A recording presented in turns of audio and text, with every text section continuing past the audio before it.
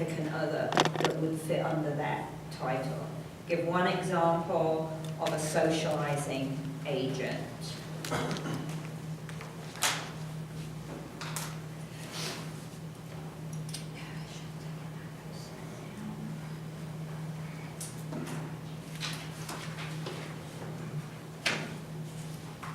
right.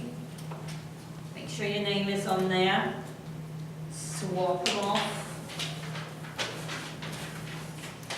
Let's see what we've got.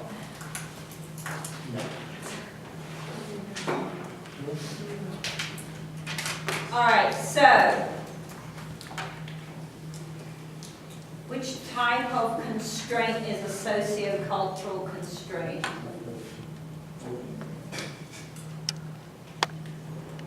How about 3? Environmental. Good. Environmental, right? Sociocultural is to do with where the person is growing up, not their personal structure, but it would affect their feelings, which would be functional, but it isn't a functional constraint, but it would interact to affect functional constraints. It's almost certain. So give one example of a socializing agent, so they've got a model that we'll take a look at, and that could be family, could be a peer, could be a teacher, could be a coach. If you put sibling or brother or sister, that would fit under family, that would be good. Life partner? A partner? Life partner will be fine. Life partner counts as family. Okay, so pass those forwards. Let's make a start. Please don't forget that you need to finish off chapter 11 that we missed on Friday. All right, so you need to look at those PowerPoint notes and look at the chapter. Make sure if you've got any questions on that information that you bring that up at the next review session, or come and meet with me in my office. Okay?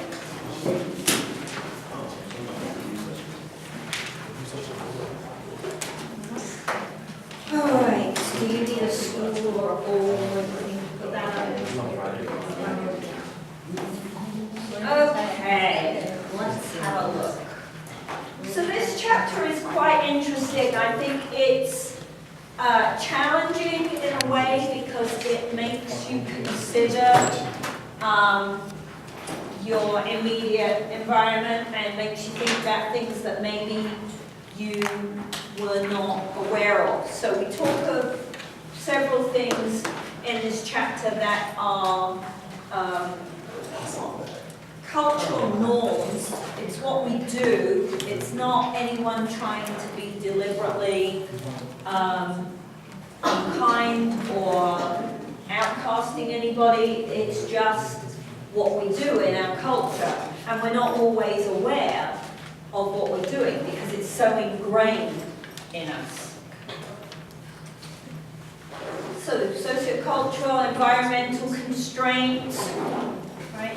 It's where I'm growing up. It's going to be different if I grow up in New Zealand than if I grow up in China. Okay?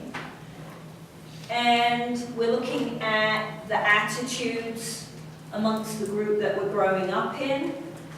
And those attitudes, since we have an interaction, those attitudes can do affect the motor behaviors for individuals growing up in that culture. Right? So remember that constraints can encourage certain behaviors, but also discourage certain behaviors. So we have then culturally specific sports that encourage you learning a particular movement pattern that you wouldn't learn if you lived in a different country. Right? It's not a right or a wrong, it's just different. Okay? So If you're in India, Pakistan, England, Australia, you're going to learn cricket as a ball and bat sport. If you're in America, you're going to learn baseball, but they're very different, right? The actual movement pattern involved is not the same. So that's all. We can use the triangle to just give us examples where this cultural difference drives different kinds of movements. Right? In the textbook, they talk about sumo wrestling. Huge sport in Japan. How many sumo wrestlers did you grow up with where you lived in America? So unless you had someone coming to a military base or a teacher that was over here on a sabbatical or anything that's from Japan, you probably don't know, I don't know, hardly anything. I mean, I kind of know what it looks like and that's it, right? It's an old movement pattern. So we don't know anything about that sport or how you move in order to do that sport. Right? So we're going to look at things to do with society, with our culture. We're going to look at gender typing, should be sex typing, but they call it gender typing. Race, religion would be elements of sociocultural constraints. Nationality. Okay. So the social values, for example, of the group that you grow up in, right, can influence your behaviors. So what are the particular ideas that are acceptable for that social group? What's their ideal for your behavior? So we mentioned earlier in the semester, if I'm in Walmart and you see me doing a cartwheel down the aisle, you're all going to laugh at me, right? Because Johnny's going to clap me, right? But because that's not our picture of how older individuals should behave in public. Okay? So most people my father would have a complete conniption if I did that. It would embarrass him beyond all. Right? So what do we expect people to do given how we've been brought up? So it's not it's not a kind of right or wrong necessarily. We can't help the way we instinctively feel, but does the way we instinctively feel reduce opportunities for certain people to do certain movements, or encourage movements in people that might not want to do those? Right? So, what's socially acceptable? So, gender typing is a big thing in the media right now. Huge amounts of information about gender issues, people wanting to act in a way that is relative to a gender that does not match what we consider to be their sex. Right? So sex is the biological characteristic. I'm either male or I'm female.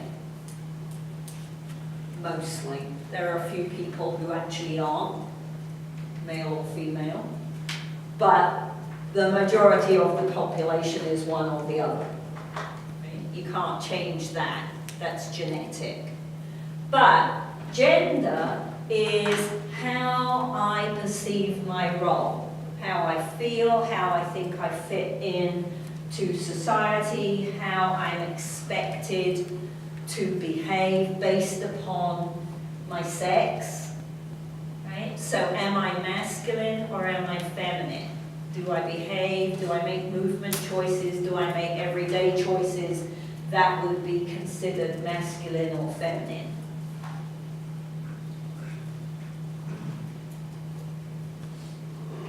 Right, so it's quite an interesting concept because we learn this gender role very early. There's research that indicates that perhaps we learn it as young as a year old. So by a year, children make choices. They're a year. Mostly when you're looking at the research, the choice is a type of toy, right? So they'll make the choice that is gender appropriate, right? So when we think about how would that occur, right? How could they possibly know by 12 months old whether they're masculine or feminine? How could that gender role already be developing for that individual, right? So, but let's look at what, as a society, we do that we think is acceptable. Okay, so if you look at this catalogue picture, okay, is that bedroom for a baby boy or a baby girl? Both. I think both, but, right, most people would instinctively say that's for a girl. Why? Because it's pink, right? And pink is not a socially acceptable colour in our society for boys. Getting a little bit better, right? It's okay to wear a pink tie or a pink shirt now, but generally pink is a girly colour, right? So, what about, oh, where's the other one? We do it with clothes, right? So we put our baby boys into blue, we put the baby girls into pink. Again, that's getting better. People maybe are paying a bit more attention and picking neutral colours, so white, green, yellow are considered neutral. I don't know why, but they are, right? It's okay for a boy to wear green or yellow, or for a girl to wear green or yellow. Right? So these kind of stereotypical roles that we encourage unconsciously start very young.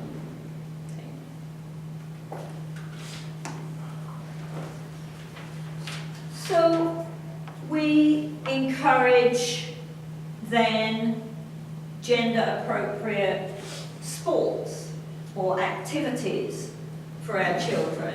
So if I have a son, I encourage him to play football, or we play wrestling games, right? One of the problems we've got with a couple of the children on the playground is that they clearly play wrestling. It's okay to run and tackle and wrestle with someone because that's what they're learning at home, except it isn't okay because they're going to hurt somebody, right? So it's a bit of a problem at the childcare centre and on the playground. But it's clearly an acceptable pastime to play wrestling with dad or with an older brother if you've got one, right? We don't tell them off for doing that if it doesn't get too rough. But if our daughters did that, we might step in and stop it because we encourage our daughters to go and dance, or to play princesses, or to take a gymnastics class or a skating class, right? We don't encourage the girls in the same way. It's not that we discourage them. We just don't introduce wrestling as an activity to a 3-year-old girl. And yet we would if it was a 3-year-old boy, probably. Not everybody, but does that make sense? So we kind of drive this role learning that the children do, and traditionally, up until fairly recently, in Western culture, it's been very acceptable, very appropriate for boys to take part in sport. And it has not been appropriate for girls to take part in most sport. Yeah. So it's only really in the last 15 years or so that you've even seen very much girls' sport on the television. So they don't get role modeling in the same way boys get. Because 15 years ago, if you turned on the sport channel, what you got was football, men's basketball, or baseball. They didn't show volleyball, they didn't show softball, they hardly ever showed gymnastics. That's improved because America became very good at it, and so they started showing it on the telly. Right? But think about the modeling, think about the picture that these two different children are being fed by society. It's not deliberate, remember. Okay? It's just what we did. So now, luckily, over the last 15 years, 20 years maybe, it's starting to become much more acceptable for the girls to be athletes and to be strong, right? Not dainty. So these attitudes underlie, they're subliminal within our society. But they can be positive or negative, remember. Anything that's a constraint acts both ways. So it may be good for the girl to be a ballet dancer. But what if the boy wants to take ballet class and he's not allowed to? Right? Then maybe he's encouraged to play a sport he doesn't want to play because he wants to go and dance. So things like that are interesting situations to try to step back from and say, well, why do I not want him to do this? Or why do I not want her to play rugby? Because when I was little, no, if you played rugby, you were male. There's no such thing as a female rugby player. Why not? Because only boys played rugby. Right? But now, if girls want to, girls can play rugby. Right? It's one of those sports where you wouldn't mix. You wouldn't have girls playing on a boys' team, probably, because that ends up being an injury. But girls can make rugby teams now. There's quite a few, actually, in the northeast of America. Quite a few universities have girls' rugby as a university sport. So, in the States, we've got some change occurring, which is great, because that opens up opportunities for everybody, not just the girls. We should open up opportunities for the boys as well. Now, part of that is because of Title IX, right? Title IX came into play in 1972. It's often considered to be a law that benefits girls, but actually it's to benefit minorities. It's just that when you look at sport, the minority is girls, right? So in 1972, that law came into place, And that opened up many more opportunities in schools and in universities for girls to be physically active. But when you look at high school females today, if you look at a consensus, if you look at the surveys of high school girls, then less than 50% of high school girls choose to regularly participate in physical activity or sport in particular. Less than 50%. So have we made some strides? Yes. Is there a long way to go? Definitely. Because many of them don't choose to do it because they think it's not something they should do. So girls are way more likely to be dropping out. And that means that girls might not develop their full potential for movement. And then when we look at the physical activity and the health literature, that lack of movement knocks on to how healthy they are, because you have to be physically active in order to be healthy. Right? And if I choose not to be physically active, then eventually that catches up.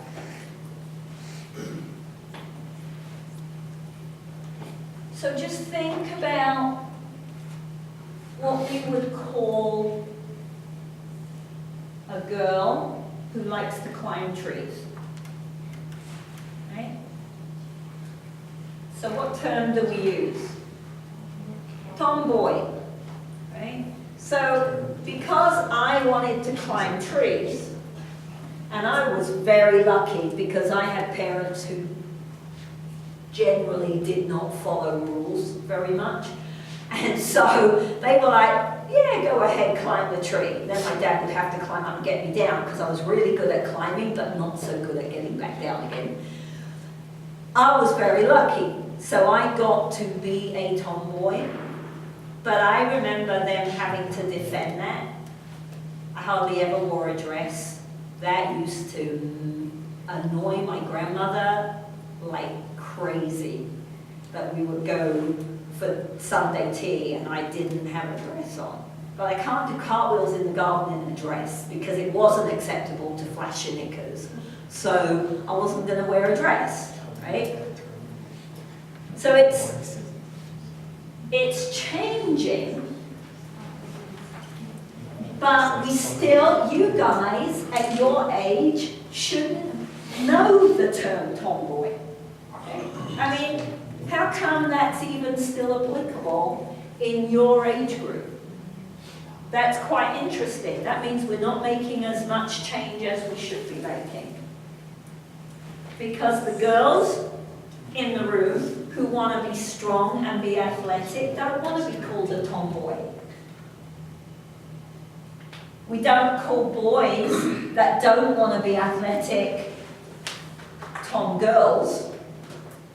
Or Sue girls, I guess, since Tom isn't right. Sue girls. So if you don't take part in sport, you're a Sue girl. We don't do that. Okay? So it's really very interesting. Okay, so what I'm going to do, turn the light off, I'm going to flash up some pictures. And I want you to just call out, is it acceptable?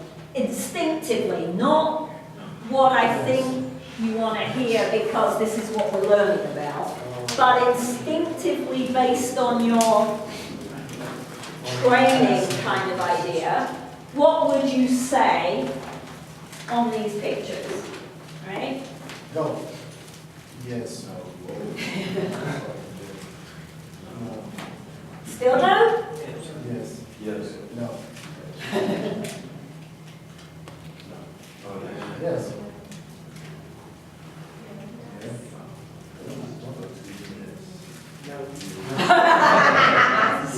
Okay, so admittedly the first girl is a little OTT and there's probably quite a lot of steroid and growth hormone abuse going on in that individual.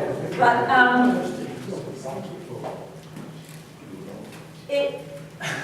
it's still weird for some people to consider girls with muscles as acceptable, right? That's improving quite a lot. Thank goodness, finally. Girls with muscles are now in. Strong women are in. Right? Not to say that ballet dancers actually, and that's the odd thing when you say no to the male who's a ballet dancer. Ballet dancers out-test any sport for overall fitness. If you look at strength, stamina, flexibility, ballet dancers out-test any sport. So, maybe we should want our boys to be ballet dancers. No. We're not going there. Alright, so, on, what day is today? Monday. On Wednesday, we're going to pick up looking at this socialization model and idea, all right? And we will look at that, we'll finish off this chapter. Friday, you have a guest lecturer. So drove up. Be here, do not embarrass me and the department by not being here. He will start chapter 13, and then we'll finish it next week. All right?